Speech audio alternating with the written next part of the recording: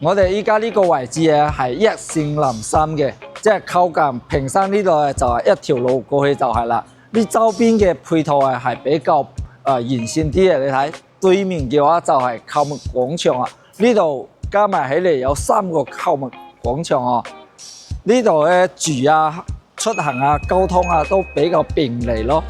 樓下咧就有公交車去到直達到我哋嘅地鐵口，我哋寫住新鐵14號線。呢個咧由我哋樓下嘅公交到地鐵口咧，大概係8到10分鐘左右。呢個地鐵嘅係可以坐到我哋福田口岸哦，成一條線過去大概時間係55分鐘左右。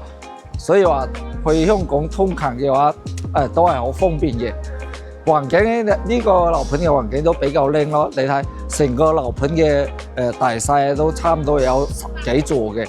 呢一座咧就係我哋嘅 loft， 都係複式啊，小複式，80幾平方就可以做到2加1房。喺香港嚟講嘅話，都係屬於豪宅嚟嘅啦，真係可以啊！嚟到我哋呢個示範單位，呢個係87平方嘅，你成個一樓全部都係作為客廳同埋廚房、洗手間，全部都有安排好嘅啦。呢個景觀咧就比較靚啲咯，好開揚啊，即係睇出去冇咩遮擋。望出去前邊就係深圳嘅地方啦，地鐵口就係嗰度下邊落去，好近嘅。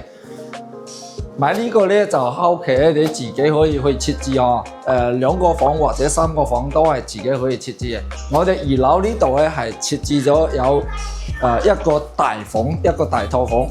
後期咧呢度係可以設置最少有2間房嘅，因為佢嘅房間咧係比較大啊嘛。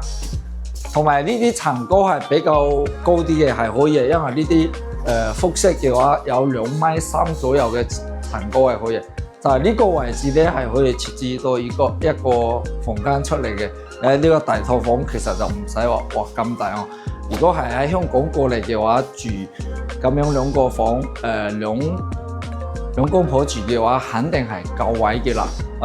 都係好舒服哦。呢個採光嚟嘅，一面大牆過去，呢個大玻璃，採光就好好。中意呢啲小複式。離呢個地鐵好近嘅，可以打電話支持我嘅。